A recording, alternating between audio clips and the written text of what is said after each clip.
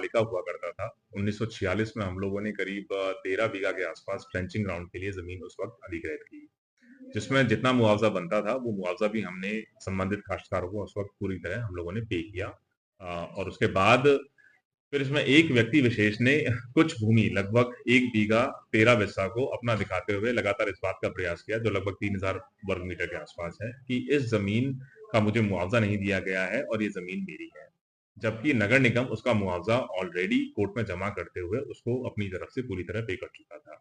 उस वक़्त 2 जो कर्मचारी थे, एक अधिकारी था, उन लोगों ने मिलके कोर्ट में इस तरह की एनओसी दे दी या उनसे समझौता कर लिया कि हमें कोई दिक्कत नहीं है, ये अपनी भूमि में जो करना चाहें कर सकते हैं। चूँकि नगर निगम उसकी धारा 4, धारा 6 करवा चुका था, पूरा मुआवज़ा भी पेमेंट कर चुका था, तो वो भूमि एक्चुअली नगर निगम की ही मानी जाएगी।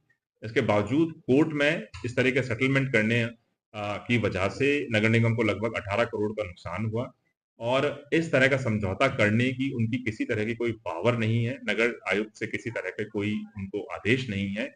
अनधिकृत रूप से किसी व्यक्ति विशेष को लाभ पहुँचाने के लिए जो कृत्य किया गया है, ये जालसाज़ी और फ्रॉड की श्रेणी में आता है। राजस्व की हानि की श्रेणी में आता है और इसी क्रम में कल हम लोगों ने इसमें एफआईआर कराई है, जिसमें एक जो कर्मचारी है वो रिटायर हो चुका है और शायद दूसरे कर्मचारी की मृत्यु हो चुकी है।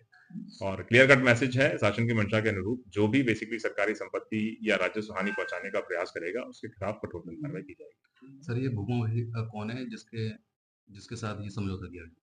अ, उसका नाम आप एफआईआर में पढ़ सकते हैं, किसने किया है उसकी भी पूरी उसमें डिटेल्स हैं, कब किया गया है सारी डिटेल्स आपको उसमें मिलेंगी।